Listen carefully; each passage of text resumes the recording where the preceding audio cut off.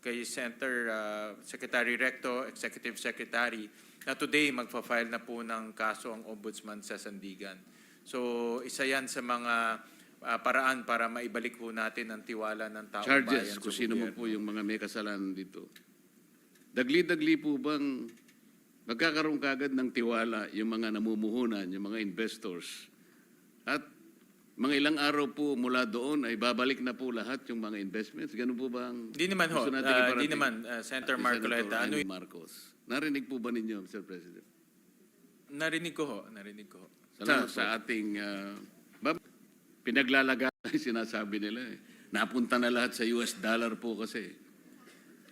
Kung talaga po kasing nakakabahala po kasi kung totoo po na ang ginto po natin ay isa sa ating pinaglalagakan po ng katatagan po ng ating financial situation,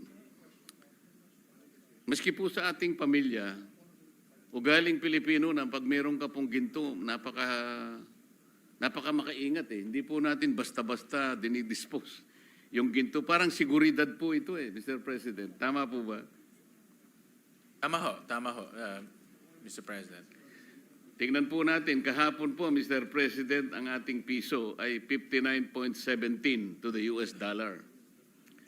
Ang year-to-date na depreciation po is 1 peso and 3 centavos or 2.24%. Ito po yung medyo nakakabahala po na hindi naman po ako ekonomista, Mr. President, pero kahit papano pinipilit po nating maintindihan ng kahit konti lang. Para sa ganun po ay maintindihan din natin kung paano ipaliliwanag sa ating mga constituents yung galaw po ng ating financial system, Mr. President. Paano po ngayon i-assess ng Department of Finance po yung recovery trajectory halimbawa natin sa harap ng tayo po ay sumadsad sa third quarter ng halos 4% lang po ang growth ng ating gross domestic product.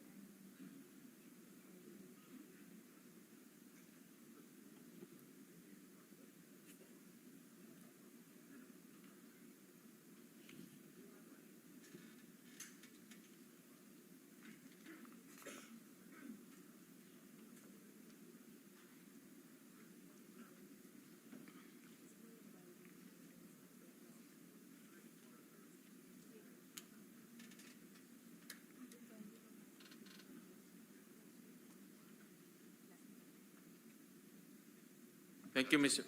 Yeah.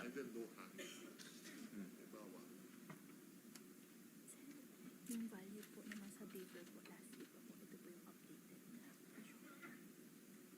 Ngayon?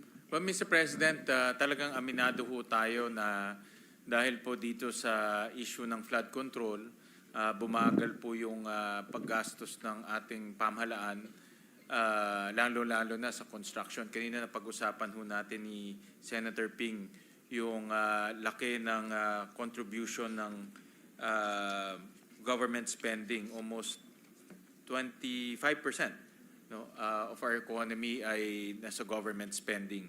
So ang strategy po ngayon ng economic managers at administration is number one, regain the trust of our people. So balitaan ko kay Secretary Recto, Executive Secretary, na today magpa-file na po ng kaso ang Ombudsman sa Sandigan. So isa yan sa mga paraan para maibalik po natin ang tiwala ng taong bayan sa gobyerno. Pangalawa po, mayroon na pong catch-up plan ang executive na habulin po yung paggastos itong nalalabing mga buwan. Mayroon pong 156 billion pa na hindi nagagastos ng DPWH.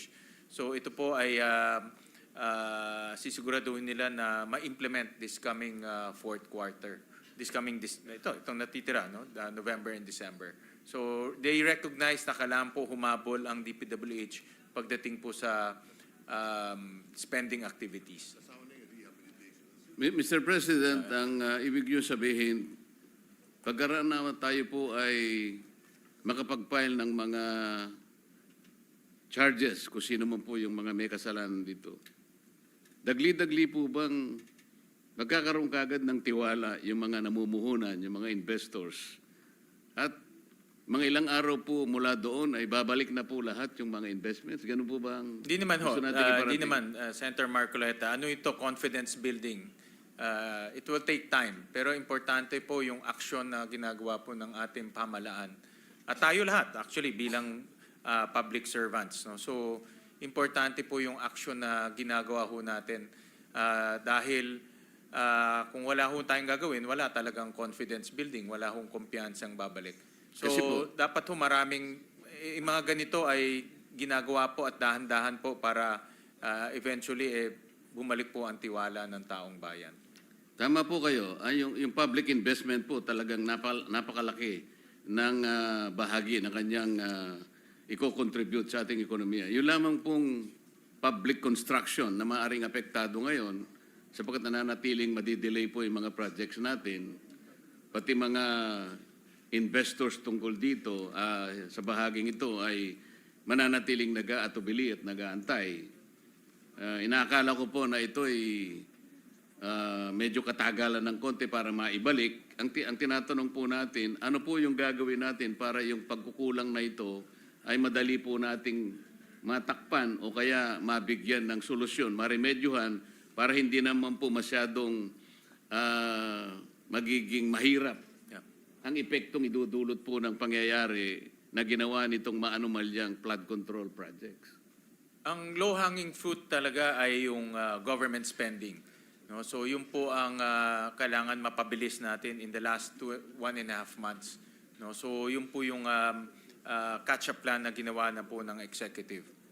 At sana po dun sa mga areas na talagang madaling makita po yung benepisyo. Hindi po ilalagay sa mga lugar na mananatiling stagnant po ang galaw ng ating ekonomiya, Mr. President. Tama po. Alam rin po ni Secretary Dizon na mahalaga po yung kanyang papel, hindi lang po sa pag-iimbestiga, kung hindi sa pagpapatayo po ng mga infrastruktura. Dahil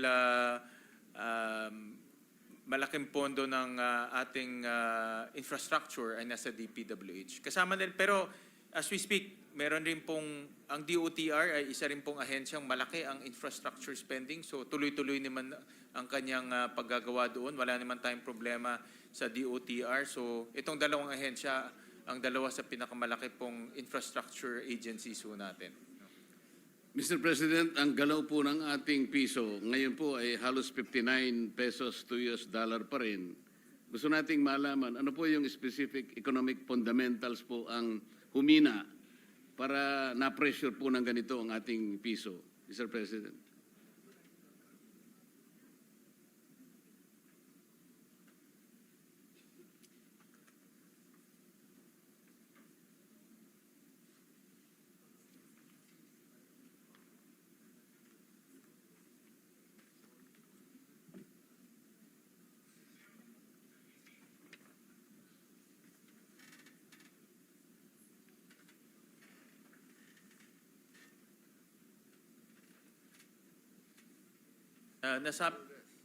Nasabi ho sa akin ni Senator Recto, Secretary Recto, ES, na ang pinaka-dahilan kung bakit po nasa 59 po at humina ang ating currency ay dahil rin sa kumpiyansa.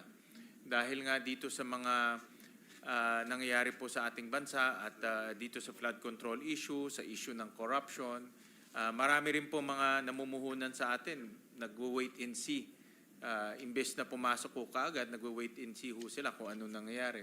Yung mga nandito naman na nag-expand nung kanilang operations, ganun rin, nagwo-wait and see rin. So, kung lahat ay nag-hold, the demand for peso is less, lumiliit po yung demand, of course, our currency will depreciate. So, that's the primary reason. Of course, may mga external reasons rin, but yan po yung primary reason according to the DOF.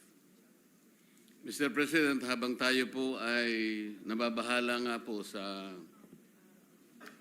paghina ng ating piso sapagkat humina po yung kumpiyansa ng maraming nagmamasid sa atin, Siguro kasama na po dyan yung global financial institutions, mga namumuhunan sa iba't ibang bansa, ang paghina pa rin po ng pagdating ng ating foreign direct investments, isa pong nakakabahalang pangyayari. Kahapon po ay nagsalita ang ating kasama, Senator Amy Marcos, sa isang malaking rally sa Luneta. At alam na po nating lahat kung ano ang kanyang ibinunyag. Ano po ang magiging epekto nito sa pinag-uusapan nating kumpiyansa at katatagan ng ating bansa? Ang pinag-uusapan po kasi ay hinahanap natin ang transparency, ang accountability at justisya sa ating bansa. Nagkakaroon po ng pagpapahayag. Ano po ang nakikita ng ating economic cluster sa bahaging ito at pangyayaring ito, Mr. President?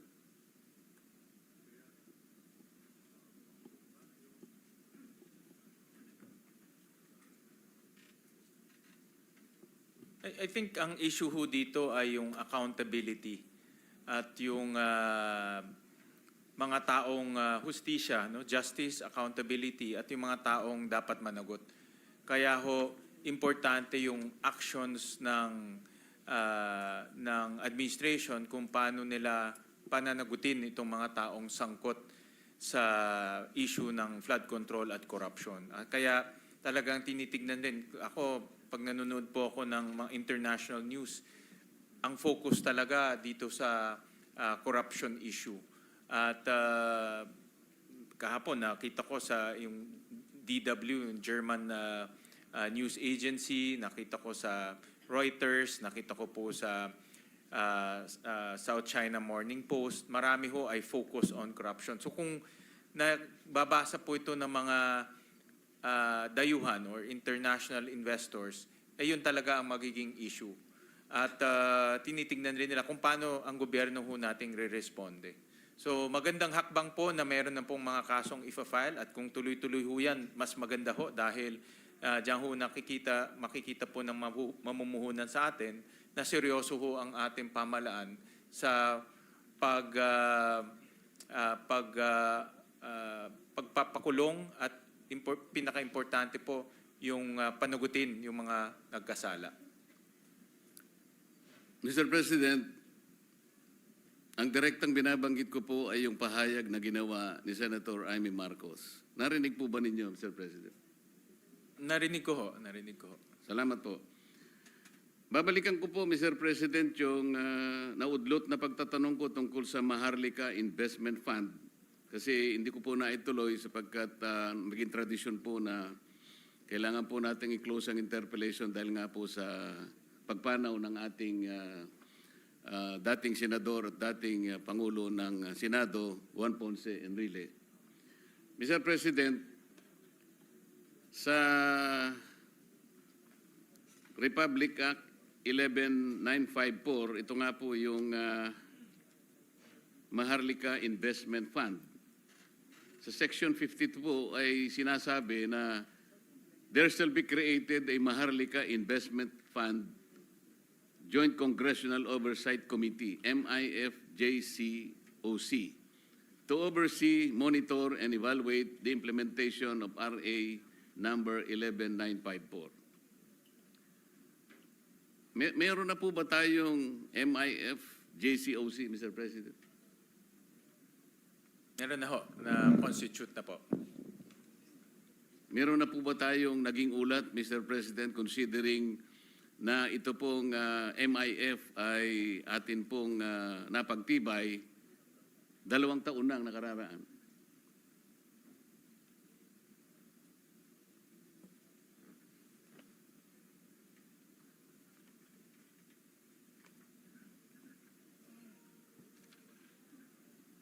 Meron ho sila sinasabit po sa Joint Congressional Oversight Committee ng report every quarter po. So, yun po yung kanilang ibinibigay po na update sa Kongreso.